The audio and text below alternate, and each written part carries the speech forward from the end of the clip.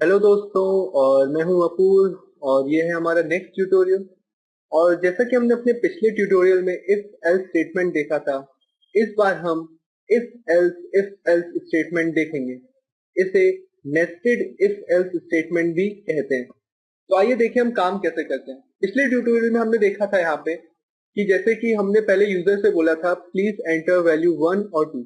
अगर user value 1 डालता था तो छपता था ऑरेंज। अगर यूजर वैल्यू 2 डालता था तो प्रिंट होता था एप्पल। मान लीजिए अब हम चाहते हैं कि जब यूजर 1 डाले तो पहले तो प्रिंट हो एप्पल ऑरेंजेस। उसके बाद फिर से एक और बार इफ एल्स का स्टेटमेंट काम करे।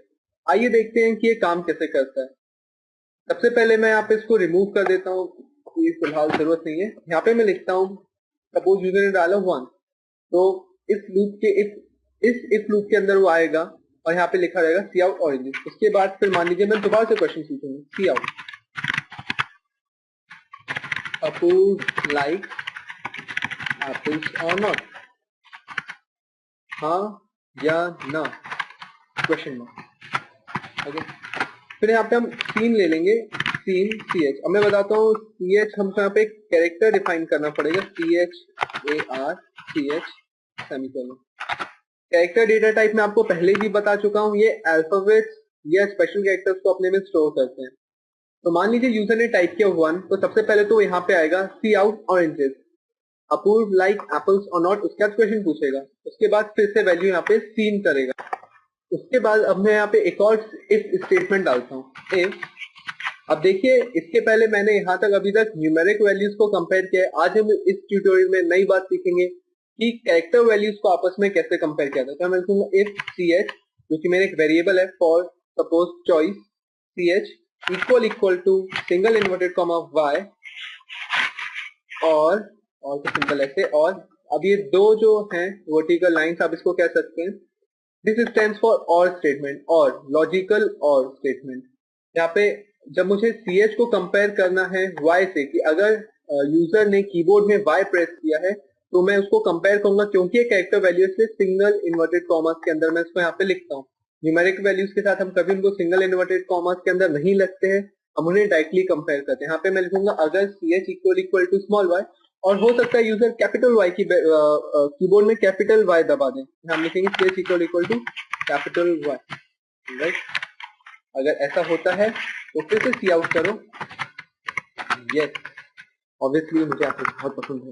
हाँ हाँ, नई लाइन में एंड यहाँ पे मैंने यहाँ पे वर्टिकल क्लोज सेमीकोलन। उसी के बाद मैं यहाँ पे फिर से लिखता हूँ, आप देख सकते हैं कि इफ स्टेटमेंट ये काम करेगा और यहाँ पे एक और यहाँ पे ये कर्ली ब्रैकेट क्लोज हो जाएगा। तो ये देख सकते हैं ये वाले स्टेटमेंट जो है ये इफ स्टेटमेंट के अंदर है, इस वाले इफ स्टेटमेंट के अंदर है। मींस ये वाला जो इफ स्टेटमेंट है ये इसके अंदर नेस्टेड है। और अगर मान लीजिए यूजर यस प्रेस नहीं करता है, इसको लगता है कि मुझे एप्पल्स पसंद नहीं है, तो फिर एक और एल्स फिर से cout no you wrote the wrong sorry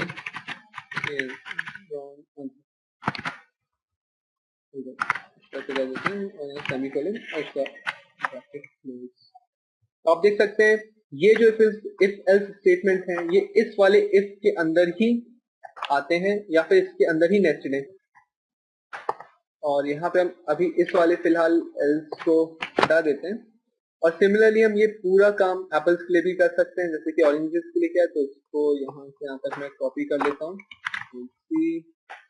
और इसको पहले मैं इसमें डाल देता हूँ और इसके अंदर अपन इसको पेस्ट कर देते हैं, राइट। ऑरेंजेस की जरूरत नहीं है, यहाँ पे मुझे ऑरेंजेस लाइक एप्पल्स और यहाँ से हम इसको हटा देते हैं सेमीकोलन को। और आप देख सकते हैं कि फाइनली हमारा प्रोग्राम कुछ इस तरीके का दिखता है। इसमें अगर यूजर वैल्यू डालेगा 1 तो पहले तो कंपेयर करेगा कि वैल्यू 1 है। अगर वैल्यू होती है 1 तो लिखेगा पहले तो सी आउट ऑरेंज, यहाँ पे एक बैकस्लैश एन लगा देता हूँ। हाँ, अब थोड़ा ठीक है। उसके बाद फिर पूछेगा क्या अपूर्व को ऑरेंजेस पसंद है। अगर यूजर एंटर करता है नहीं तो फिर लिख के आएगा no you wrote the wrong answer, और अगर लिखता है हाँ तो फिर ऑब्वियसली मुझे ऑरेंजेस बहुत पसंद है तो लिख के आएगा यस। सेम चीज एप्पल्स के लिए भी परफॉर्म होगी। चलिए इसको एग्जीक्यूट करके देखते हैं, और इसको यहाँ पे मैंने रन किया है। अब आप देख सकते हैं प्लीज एंटर वैल्यू, मैं डालता हूँ 1। सबसे पहले तो लिखा है ऑरेंज, जो कि यहाँ पे सर्च किया आउट ऑरेंज। उसके यहाँ पे क्वेश्चन पूछा गया अपूर्व लाइक ऑरेंजेस और नॉट, तो यहाँ पे यस और नो, मैं लिखता हूँ नो, तो लिख के आएगा no you wrote the wrong answer, obviously मुझे ऑरेंजेस बहुत पसंद है। तो आप देख सकते हैं यहाँ पे एल्स का स्टेटमेंट काम होता है। चलिए इसको हम दोबारा रन करके देखते हैं, इस बार सही आंसर के लिए। और फॉर एप्पल्स मैं डालता हूँ 2, अपूर्व लाइक एप्पल्स और not, yes Apurv like apples, यहाँ पे आप देख सकते हैं यस लिख के आए। सो बेसिकली आप देख सकते हैं कि हमारा इफ एल्स स्टेटमेंट या फिर नेस्टेड इफ एल्स स्टेटमेंट कैसे काम करता है। जैसे कि अभी मैंने यहाँ पे 2 इफ के स्टेटमेंट्स लिखे हैं, यहाँ पे सिमिलरली मैं एल्स इफ भी लिख सकता हूँ कि इफ इसको करो, अगर यहाँ पे a की वैल्यू 1 है तो फिर ये करो, अगर a की वैल्यू नहीं है तो फिर यहाँ इस एल्स पे आओ, और इस एल्स के सामने भी फिर से एक और है, इफ अगर a की वैल्यू 2 है तो फिर ये करो। हम इस तरह से भी इसको लिख सकते हैं। चलिए इसको एग्जीक्यूट करके देखते हैं हम, और मैं यहाँ पे डालता हूँ 2, तो आप देख सकते हैं पहले की तरह ही ये बिल्कुल काम कर रहा है। 2 डाला, उसने देखा a की वैल्यू नहीं थी तो एल्स पे आया, एल्स में फिर से else is followed by again an if, तो फिर से इफ पे आया, इफ a इक्वल टू 2, हाँ a 2 है, तो उसने फिर जो इसके अंदर लाइंस थी उनको एग्जीक्यूट किया। इसको थोड़ा मैं एडजस्ट करता हूँ, हाँ ये सही है। अपूर्व लाइक एप्पल्स और not, yes Apurv like apples yes. तो आप देख सकते हैं इफ यहाँ पे कंपैरिजन में इसने कंपेयर किया, वो भी इस बार न्यूमेरिक वैल्यू को नहीं कंपेयर किया, इस बार उसने यहाँ पे कैरेक्टर वैल्यू को कंपेयर किया जो कि y। सेम मैं आपको कैपिटल Y के लिए भी टाइप करवा के दिखाता हूँ। अभी मैंने स्मॉल y इनपुट दिया था, मैं इसको कैपिटल Y के लिए भी इनपुट करा के दिखाता हूँ। Please enter value suppose 2, Apurv like apples और नॉट। इस बार देखिए मैंने यहाँ पे कैपिटल Y एंटर किया है और फिर भी ये काम करेंगे। ऐसा क्यों हुआ? क्योंकि यहाँ पे मैंने कंडीशन दी थी if ch equal to small y और ch equal to capital Y, तो चाहे यूजर कैपिटल Y डाले या स्मॉल y डाले, वो कंपैरिजन स्टेटमेंट यहाँ पे इफ का अभी भी काम करेगा।